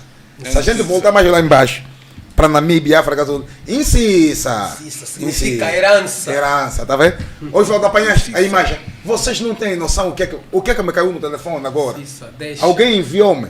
Tem aí a imagem? Já postaste? Isidro, professor Mavenda, não tens noção o que é que me enviaram, de facto. É de facto lastimável essa ostracização contra os bacongos. Mandaram uma imagem muito pesada. Já está? Osvaldo? Já? Entrou. Vocês não têm noção, professor. Tu não tens aí, não tens acesso com o telefone? Nem um Cissa tem. É uma imagem pesada que... Essa imagem é um cão está atrás do indivíduo que roubou uma arca. O dono da arca gritou gatuno. De repente o indivíduo a correr, embaixo vem, no segundo posto vem jump. Ele pulou. Che, o cão disse, este é tipo bacongo. Epa, isso é grave, mano. O que as pessoas não conseguem entender. Já está no ar, né? Epa, isso é grave. O que as pessoas não mano. Conseguem entender é muito grave. É que a raiz dos grandes conflitos étnicos que se bateram em África, tu vais encontrar o caso no Ruanda entre o Hutus e Tutsis, que foi um genocídio que teve quantos dias? 100 dias. Foram por aí 100 dias e morreu quase 1 milhão de pessoas. Então, tu estás a falar de quê? Que as coisas começam assim, há uma ostracização muito grande por parte do povo bacongo. Né? E é importante nós aqui falarmos que existe algo que é assim, quando a gente fala mucongo, estamos a falar do indivíduo. Bacongo, radical ba, já obedece à coletividade. Então, bacongo é o plural. O singular é mucongo. Então, que isso fique claro. Mas o que nós estamos a ver aqui é informação que começa a ser disseminada para lesar um determinado grupo. Essa ostracização é perigosa. E se tu olhares, quando um Yannick canta a música Eu Sou Bacongo, essa música de orgulho identitário, é muito positivo. Mas isso vem de uma vontade. Vamos esgotar o tema de próxima semana. Não. O debate é a próxima semana, isso vai já dentro. Vamos fazer uma coisa pesada. Isso já vai. O Cota Macuta Nkondo estará aqui, mano. Boa. Vamos ir buscar. Boa. Vamos ir buscar alguns elementos da FNLA. Cuidado, mano. Que é pra gente clarificar. Senhor Xinguba, fica descansado. 2 minutos a gente tá a bazar. Então quero já dizer, professor. Hoje eu quero te dizer uma coisa para ti, assim publicamente. Você conseguiu quebrar uma cena grave, matar o microfone. Você está de parabéns. Está de parabéns. Você hoje entrou. Professor, seja assim, esqueça o microfone. Seja você mesmo. Insista. O senhor rebelde, a nova aquisição, custou-nos muito caro. Se fosses militar. Isidro Fortunato na paz e no amor. Vamos continuar a bazar 360 graus, é desse jeito, mas vamos gravar um vídeo aí fora, que é para mandar um recado que na próxima semana, não, vamos fazer mesmo aqui com o nosso LED. Próxima semana teremos um tema muito pertinente. É preciso se desconstruir aquilo que se criou pela etnia mucongo, ou seja, os bacongos. Que o bacongo é feiticeiro, que o bacongo come erva, se você quer ter um marido bacongo, vai te fazer atingir o orgasmo. O irmão Luther Rascova foi para o falecido irmão Luther Rascova que transitou, foi para o Uís, não entendeu a dinâmica das tradições e feitiçaram nos velhos. É muita ostracização e uma linguagem muito, muito negativa para um país que a gente precisa criar. A tal união por via de uma nação angolana, por via das várias nações. Estamos a falar de quase 12 ou 13 grupos etnolinguísticos, então fica muito prejudicado. Um país que já tem 45 anos de independência, mas ainda temos 2 problemas fundamentais. A independência e a paz, e o terceiro problema é nada mais nada menos do que o legado dos cotas, que é um legado muito baseado no obscurantismo, na arrogância, na petulância e nas mãos de sangue. Nós somos uma geração que somos a geração dos filhos da independência. Quero mandar um grande abraço aí, Carlos Melo, meu puto. O Carlos Melo já lhe chamam Lúcio Lara. É um teimoso também. Eu já não lhe entendo. Na paz e no amor. Mariama Diallo, na paz e no amor. General, Cota João. O pessoal todo, Ojenda, Kazenga, Sambizanga. Não esquece de promover aí o... Não, a música aqui, já o YouTube aí balou conosco. Quem? Dulce, diretamente da UK. Dulce também está na linha, na Paz e no Amor. Flávio também está na linha, na Paz e no Amor. Quero mandar um abraço para todos os angolanos de Cabinda, Cunene do Mar Leste, para todos aqueles que saíram da nossa pátria, porque vocês não saíram porque vocês queriam, é porque o país, conforme diz aqui o nosso professor, Cissa, tem 42% de toda a água do continente africano, mas o país não consegue... África Austral. Nem consegue te dar um copo de água limpa, mano. Isso é grave. Um país que tem 30 milhões de habitantes, mano, os jovens não têm emprego. E com colono isso não acontecia. E com colono, não. Próxima semana, quando a gente vir fazer o debate, aliás, vir fazer o 360 graus, Isidro e o Cissa e o professor. Professor, tens a responsabilidade da próxima semana, temos que trazer relatórios e trazer estatísticas. Que é para não falarem, não, esses são, porque aqui tem esse problema de te apontarem o dedo. Você quando diz, não, o país não está bom, esse gajo é dos contra. A ideia é essa. Esse gajo, tipo, lhe pagaram na Isabela, lhe pagaram no... Olha, não, agora está a se misturar com a Adalberto. Não, nós somos cidadãos. Olhos não, você acha que vê? O indivíduo a comer no lixo, é preciso meter óculos políticos, conforme diz aqui o Incisa, que é para perceber, ué. Você meteu uma frase no dicionário político. Olhos que? Olhos políticos. Não, óculos. Brother. Brother. Fazer aqui só rápido um freestyle. Rebento. Ok. Bora lá fazer acontecer. Não, calma, deixa eu apresentar. Bora lá fazer acontecer 360 graus. Camunda News. Nós somos nada mais, nada menos do que uma agência. Tô mais Shankara, nigga. Deixa eu falar. Eu tenho que também promover a empresa, ué. Somos nada mais, nada menos do que uma agência alternativa de informação credível. Fiquem com... É o Numa Toma Shankara. Coroaram o cadáver como Black Che Guevara. Invasões americanas violam barbas da União Africana. Mobutus nascia Charles Taylor na Libéria. Francis Fanon dizia somos...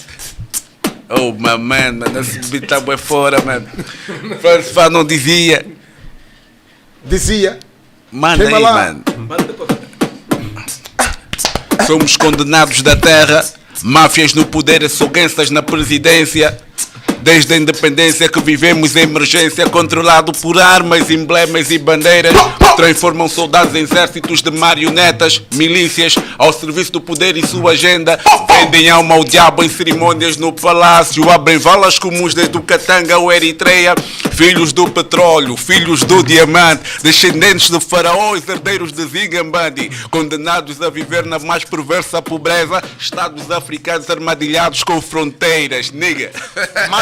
Antes de bazar, quero mandar aqui um grande abraço para dois indivíduos extremamente importantes para a nossa vida, o Jinguba e o Cris, mas sem esquecer o homem mais influente aqui da Camunda News, o rei dos cabos, Senhor Osvaldo, sem esquecer o mais bonito de todos nós, Senhor Zezinho.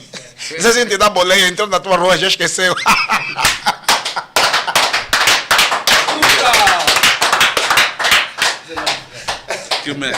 Crise social, nigga. Crise social. Fecha jeito com crise social. Estamos a prestar. Estamos a bazar, ué. Vamos gravar aqui uma cena rápida, Osvaldo.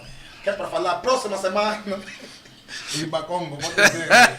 Redes sociais de Angola. Nós estamos muito sujos, bro. Não, já fechamos. Estamos...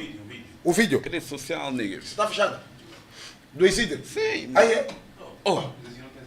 Não, estamos a bazar. Não, tem que fechar, não, fecha a confusão, tem que promover, brother. Bora, mano.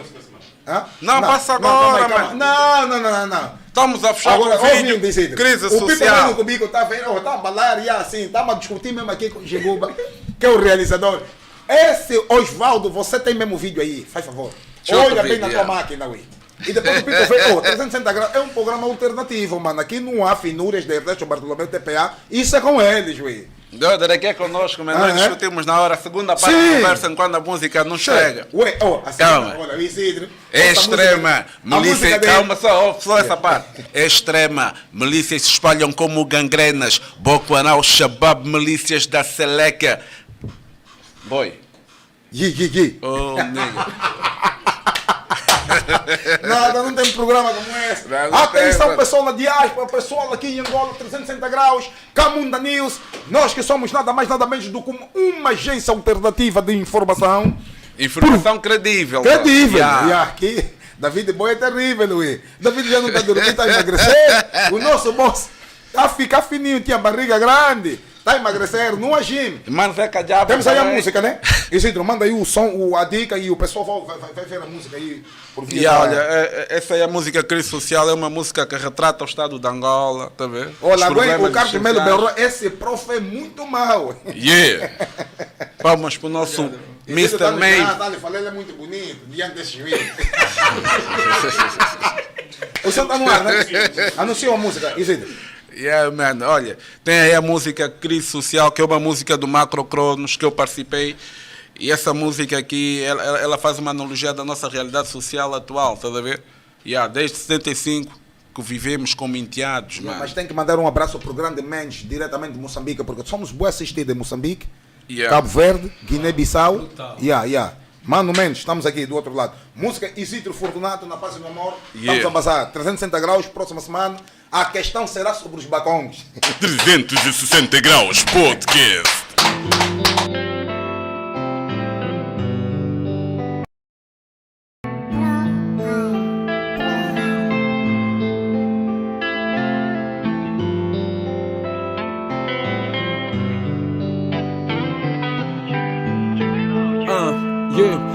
Chuva quando cai no Moceque causa estrago. Estrada esburacada quando chove vira lago. E o cenário é sombrio. Ouça o apelo e o relato que eu propago. O anúncio foi lançado, nosso mundo está em coma e precisa de uma venocrise. Porque a falta de experiência nos mantém nesta crise. Esta crise é infinita, a vida se complica. O preço no mercado quase tudo multiplica. A crise de valores que até menininha de 14 já fornica.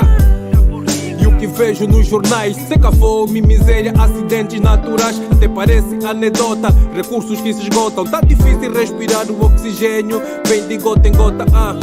Vivemos sob sombra de uma nova pandemia. Há quem diga foi criada em nome da economia. Uma crise social, doença mental que não faz bem. A falta de amor jogar o amor pra fora,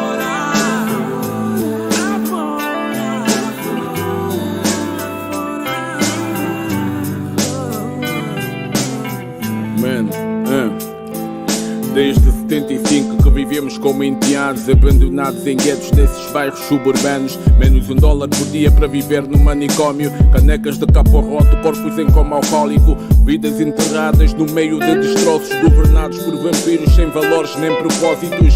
Empurram o nosso povo por fundo do poço e o único emprego por aqui é o desemprego. Há sempre vagas nas esquinas e no próximo beco. Delinquência dispara, é a lei da sobrevivência. Vivemos nesta selva plantada pelo sistema. Tiram-nos a cultura, roubaram-nos a essência. Vivemos aprisionados sem celas nem algemas, enquanto balas certeiras atravessam zungueiras. Corpos que caem levantam bandeiras. Em nome dos excluídos nós somos a resistência.